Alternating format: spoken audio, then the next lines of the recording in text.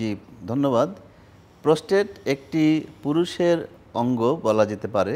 এটা আমাদের যে মূত্রথলি আছে তার মুখে একটি মাংসপেশি, যার ভিতর দিকে মূত্রনালীটা প্রবেশ করে এবং ইউরিন অর্থাৎ প্রস্রাব এখান দিয়ে বের হয়। তো এটাই প্রস্টেট, এবং প্রস্টেটের বড় ব্যাপার এটাই যে এই অঙ্গটা পুরুষের শুধু থাকে, মহিলাদের থাকে না। সুতরাং এটা একটি পুরুষের ক্যান্সার। প্রস্টেট ক্যান্সার অন্যান্য রোগের মতোই, অন্যান্য ক্যান্সারের মতোই এটারও কিছু স্পেশাল কারণ থাকে।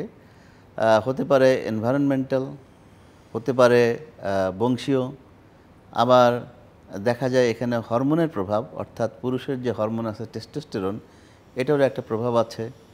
অন্যান্য কারণের মধ্যে স্থূলতা আছে, এবং দেখা যায় যে ধূমপানও এর সঙ্গে রিলেটেড। তো এগুলোই আমরা মোটামুটি জেনে থাকি যে প্রোস্টেট ক্যান্সারের কারণ হিসাবে বলা যায়। তো আর্লি ডিটেকশনের জন্য আমরা কি করব? বয়স 50-এর পরে যারা পুরুষ আছেন তাদের উচিত রুটিনলি প্রতি বছর একবার করে পিএসএ টেস্ট করা। আর যাদের বংশে আছে তাদের উচিত হবে 40-এর পরে পিএসএ টেস্ট করে দেখে নেওয়া যে এটা বাড়ছে কিনা। এটার পরে আরেকটা স্ক্রিনিং টেস্ট আছে যেটা সাধারণত ইউরোলজিস্ট বা সার্জনরা করে থাকেন, সেটা হলো ডিআরই বলা হয়, ডিজিটাল রেকটাল এক্সামিনেশন। এটার মাধ্যমে ওনারা বুঝতে পারে যে প্রস্টেটটা, এটার সারফেস অর্থাৎ উপরিভাগটা এটা কি মসৃণ নাকি হার্ড এবং ইরেগুলার বা অমসৃণ কিনা। এগুলোর মাধ্যমে ওনারা বুঝতে পারেন, যারা অভিজ্ঞ আছেন তারা বুঝতে পারেন যে প্রস্টেটের সমস্যা হচ্ছে কিনা। স্ক্রিনিং বলতে কিন্তু আমরা আসলে এই দুটোই বুঝে থাকি। প্রাথমিক পর্যায়ে কি হতে পারে? যাদের বয়স 50-এর বেশি হয়ে গেছে তাদের ঘন ঘন প্রস্রাব আসলে অনেক সময় বাথরুমে দ্রুত যেতে হয়। আবার দেখা যায় যে এটাকে আমরা আর্জেন্সি বলি। আবার দেখা যায় অনেক সময় রোগী যখন বাথরুমে প্রস্রাব করার জন্য বসেন তখন প্রস্রাব হয় না, এই ধরনের একটা সিচুয়েশন হয়। আবার অনেক সময় দেখা যায় যারা মেটাস্টেটিক অর্থাৎ স্টেজ 4 ডিজিজ, তাদের পিঠে বা শরীরের হাড়ে ব্যথা হয়ে থাকে, এবং এই ব্যথাটা কিন্তু স্পেশাল এরকম যে চিকিৎসায় এই ব্যথাটা ভালো হচ্ছে না। দীর্ঘদিন পেশেন্ট হয়তো অর্থোপেডিক ডক্টর অথবা অন্যান্য ডক্টরদের শরণাপন্ন হচ্ছেন, 50-এর বেশি একজন পুরুষ, তাদের এই বিষয়টা খেয়াল করতে হবে যে আমার প্রস্টেটে কোনো সমস্যা হলো কি না। তা আমরা এই লক্ষণগুলোকে এভাবেই ভাগ করতে পারি এবং আমরা বুঝে নিতে পারি। আমরা জানি যে ক্যান্সার যত আছে তার মধ্যে সব ক্যান্সার মিলে যদি আমরা হিসাব করি, 5% ক্যান্সার বংশীয় কারণে, 5 থেকে 10 এভাবে আমরা ভাগ করতে পারি। 5% হয় এনভায়রনমেন্টের কারণে অথবা পরিবেশগত কারণে, আর বাকি 90% কিন্তু পরিবেশ এবং বংশীয় সব মিলেই হয়ে থাকে। অর্থাৎ এখানে বলা যেতে পারে যে আসলে প্রস্টেট ক্যান্সারে একটি বংশীয় বিষয় আছে। স্পেশালি যদি আমরা দেখি যে কোনো বংশের কেউ 60-এর নিচে প্রস্টেট ক্যান্সারে আক্রান্ত হয়েছে, তাহলে সেই ফ্যামিলির যারা পুরুষ সদস্য আছেন তাদেরও প্রস্টেট ক্যান্সারের স্ক্রিনিং এটা করে নেওয়া উচিত হবে, কারণ সেখানে একটা বংশীয় ঝুঁকি থাকতে পারে। ট্রিটমেন্ট দুই রকম, একটা হলো সার্জারি করা, সেকেন্ড হলো যে রেডিওথেরাপি দেওয়া। এই দুটোর ব্যবস্থাই আমাদের দেশে আছে। আর যদি দেখা যায় স্টেজ 4 ডিজিজ হয়ে গেছে, তার জন্য যে উপযুক্ত ওষুধ এবং চিকিৎসা সেগুলো আমাদের দেশে সবই আছে। সুতরাং আমি মনে করি যে বাংলাদেশে প্রস্টেট ক্যান্সারের চিকিৎসা করার মতো অবস্থা রয়ে গেছে, এবং সেজন্য আমরা এই ধরনের রোগীগুলোকে চিকিৎসা করেও যাচ্ছি।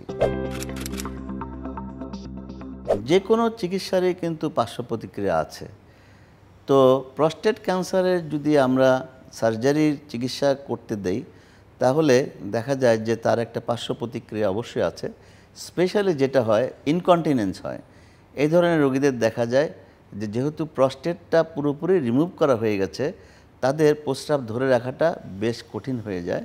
সেক্ষেত্রে দেখা যায় তাদের দীর্ঘদিন অনেক সময় ডায়াপার ব্যবহার করতে হয়, অথবা তাদের প্রস্রাব যেন বেশি না হয়ে যায় সে ধরনের মেডিসিন খেতে হয়। এবং কোনো কোনো ক্ষেত্রে দেখা যায় যে যাদের অ্যাক্টিভ সেক্সুয়াল লাইফে আছে তাদের সেই সমস্যাটাও আমরা রোগীর কাছে শুনে থাকি। কাজে এই ধরনের সমস্যাগুলো সার্জারির সঙ্গে রিলেটেড।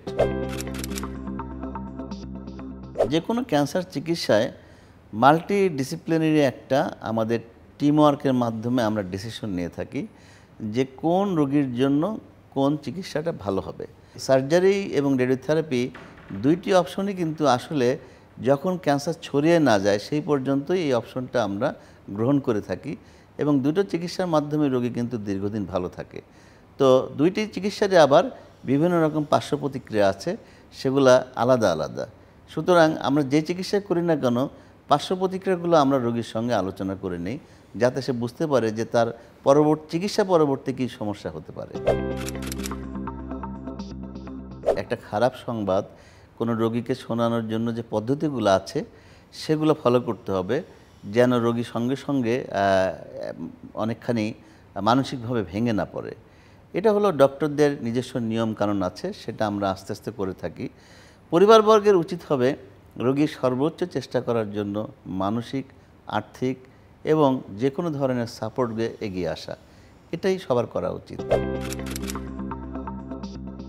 যখন আমরা দেখি যে প্রস্টেটের মধ্যেই ক্যান্সারটা আছে তখন একটা স্টেজিং, আর্লি স্টেজ।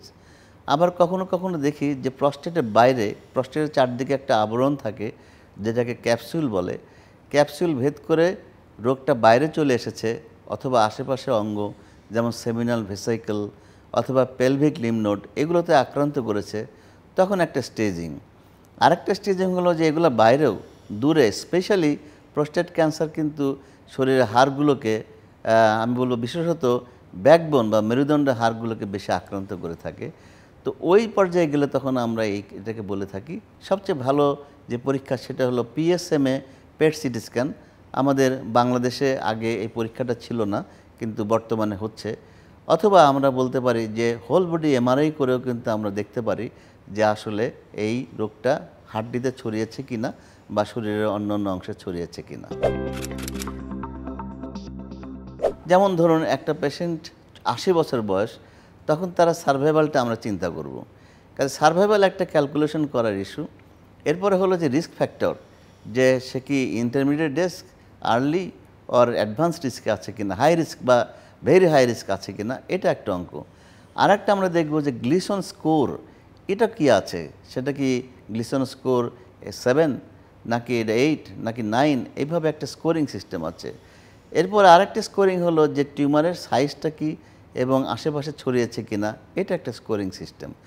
এই সিস্টেমগুলোর সঙ্গে কিন্তু আমরা ট্রিটমেন্ট করে থাকি। তো যখন দেখি যে মেটাস্টেটিক ডিজিজ হয়েছে তখন কিন্তু আমরা শুধুমাত্র অনেক সময় ওষুধের মাধ্যমে রোগীকে চিকিৎসা করি।